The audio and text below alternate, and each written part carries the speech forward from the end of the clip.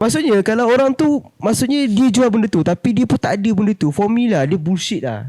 Dia memang penipu lah. Buka je agent unit trust tu, terkebir so kena bayar kan.